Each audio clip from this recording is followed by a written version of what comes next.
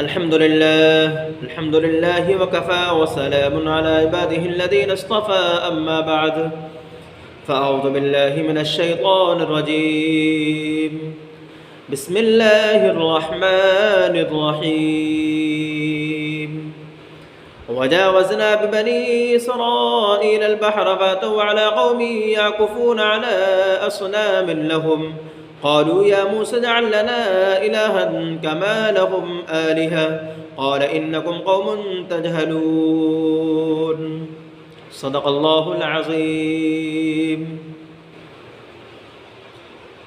آگے اللہ تعالیٰ نے ان کی نافرمانی کی تذکرہ کیا ہے۔ سورہ اعراف پارہ نمبر 9 کے اندر اللہ ارشاد فرماتے ہیں اور جب ہم نے ان کو دریا پار کروایا تو ان کا گزر ایک قوم کے پاس سے ہوا جو بتوں کو سجدہ کر رہی تھی، تو یہ لوگ موسیٰ علیہ السلام سے کہنے لگے کہ ہے موسیٰ آپ ہمارے لیے بھی خدا بنا دیجئے جیسا کہ ان کا خدا اور ان کا معبود ہے، ہم بھی اس کی بندگی کریں۔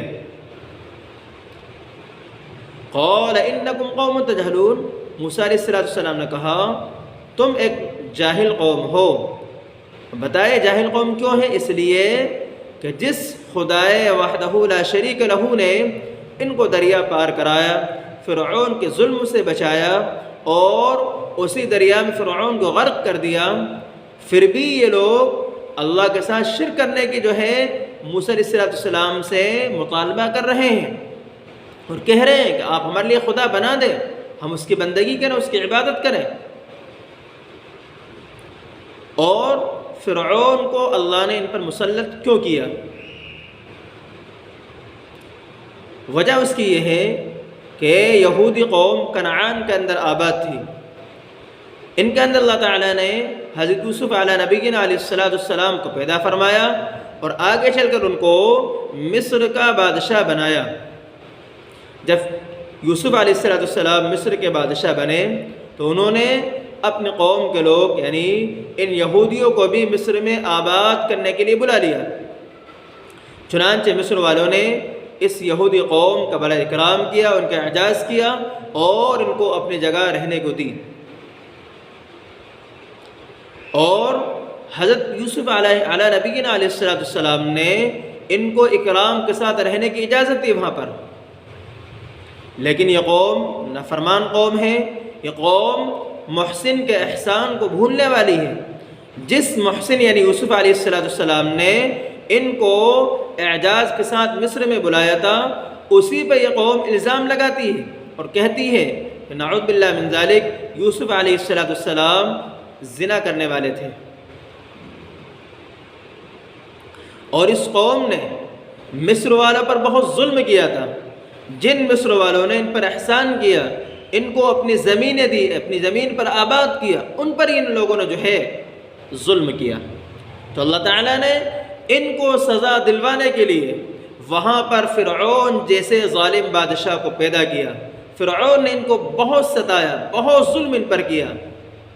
یذبحون ابناءهم ویستحیون نساءهم، ان کے بچوں کو ذبح کر دیتا تھا اور ان کی عورتوں کو غلام اور باندی بنا لیا کرتا تھا۔ اتنا ظلم ان پر کیا۔ پھر اللہ تعالیٰ کو ان پر رحم آیا، اللہ نے حضرت موسیٰ علیہ السلام کو پیدا فرما کر کے، موسیٰ علیہ السلام جب بڑے ہوئے نبی بنا کر ان کو اور ان یہودیوں کو اس فرعون کے ظلم سے نجات دلوانے کے لیے موسیٰ علیہ السلام دریا پار کرا کے دوسری طرف لے گئے ان کو۔ یہ پورا واقعہ ہے۔ اب بتاؤ موسیٰ علیہ السلام نے بھی احسان کیا، یوسف علیہ نبینا علیہ السلام نے ان پر احسان کیا، لیکن یہ احسان فراموش قوم ہے، یہ احسان کو ماننے والی قوم نہیں ہے۔ اس نے ہمیشہ اپنے محسن کے ساتھ احسان فراموشی کی ہے۔ جب موسیٰ علیہ السلام ان کو دریا کے اس پار لے گئے تو اللہ تعالیٰ نے موسیٰ علیہ السلام کو تورات دینے کے لیے کوہ طور پر بلایا۔ تو موسیٰ علیہ السلام نے اپنا خلیفہ اپنے بھائی ہارون علیہ السلام کو بنا دیا۔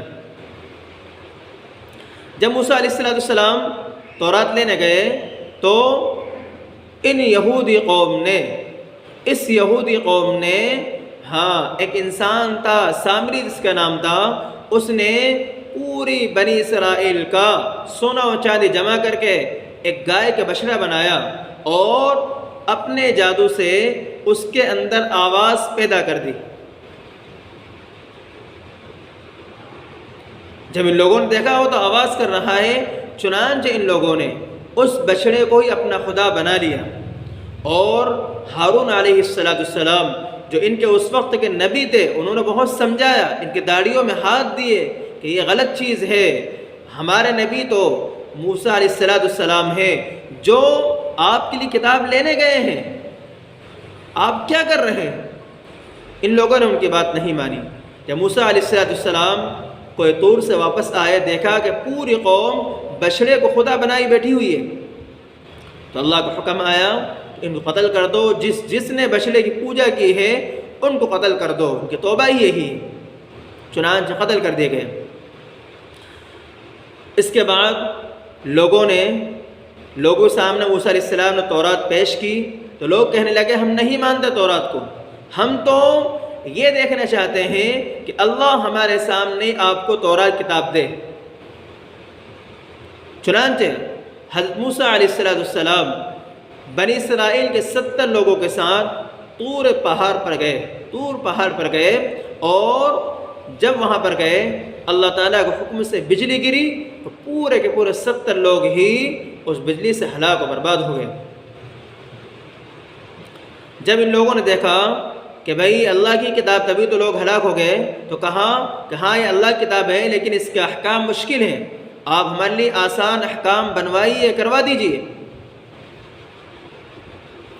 اللہ کے نبی پھر دوبارہ ان کو لے کر کے طور پہاڑ پر گئے، تو اللہ تعالیٰ نے طور پہاڑ کو ان پر اٹھا لیا، وَرَفَعْنَا فَوْقَكُمُ الطُّورَ، اور ہم نے طور پہاڑ کو ان پر اٹھا لیا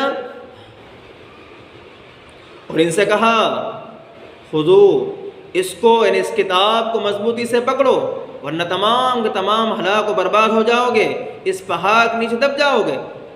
تو ان لوگوں نے کہا ہم اس بات کو مانتے ہیں، اس پر عمل کریں گے۔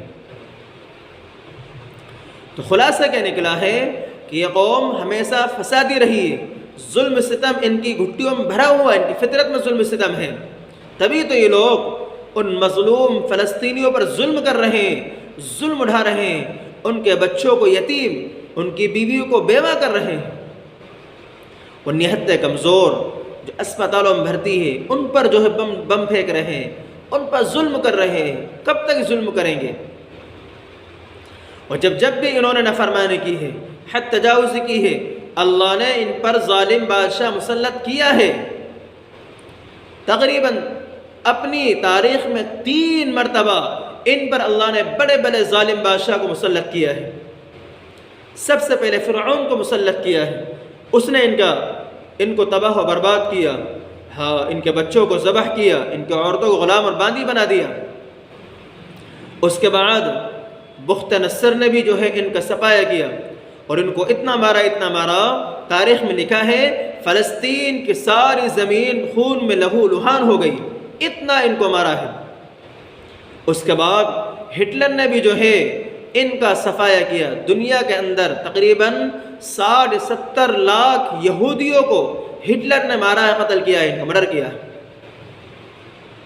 بتاؤ، جب بھی ان لوگوں نے ظلم کیا ہے، یہ نافرمانی کی ہے، اللہ نے ان کو سزا ضرور دی ہے، اور اب بھی یہ لوگ انتظار کر رہے ہیں، اللہ کی سزا ضرور آنے والی ہے۔ 3 لوگوں نے ان کو مارا ہی مارا ہے، چوتھے کے انتظار کر رہے ہیں، اور چوتھا کون آئیں گے؟ حضرت عیسیٰ علیہ نبینا علیہ السلام قیامت قریب نکلیں گے تو پوری یہود قوم کو ماریں گے، ختم کر دیں گے، اور جو ان کا سربراہ ہوگا دجال، جو ان کا بادشاہ ہوگا، اس کو بھی ساتھ ساتھ قتل کریں گے۔ اس لیے اے لوگوں، ہمیں ان کی مکاریوں، ان کی عیاریوں سے سمجھنا چاہیے اور بچنے کی کوشش و فکر کرنا چاہیے۔ اس لیے ہم تمام کو 2 کام کرنے ضرورت ہے تاکہ ہمارا بھی نام ان مدد کرنے والوں میں آ جائے جو فلسطین کی مدد کرنے والے ہیں۔ پہلا کام ہے ان کے لیے دعا کریں، استغفار کریں، توبہ کریں۔ دوسرا کام یہ ہے ان یہودیوں کے جو سامان ہے، جو ان کی کمپنیاں ہیں، ان کے جو پروڈکٹ ہیں ان کو ان کا بائیکاٹ کریں، انہیں استعمال کرنا چھوڑیں، انشاءاللہ ضرور یہودی نیچے گریں گے۔ ہاں، اور جب یہ نیچے گریں گے اللہ تعالیٰ کا کوڑا ضرور ان پر برسے گا۔ وآخر دعوانا الحمدللہ رب العالمین۔